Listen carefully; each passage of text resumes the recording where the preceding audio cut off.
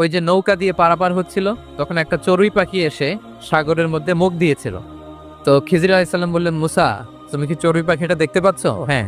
চড়ুই পাখিটা যে সাগরে মুখ দিয়ে দেখতে পাচ্ছ? হ্যাঁ, দেখতে পাচ্ছি। তখন খিজির আলাইহিস সালাম বললেন, চড়ুই পাখিটা সাগরে মুখ দিয়ে পানি খাওয়ার পরে চড়ুই পাখির ঠোঁটে বা চঞ্চুতে যতটুকু পানি লেগে আছে, এই পানিটা হচ্ছে তোমার, আমার এবং মহাবিশ্বের আমাদের সকলের জ্ঞান।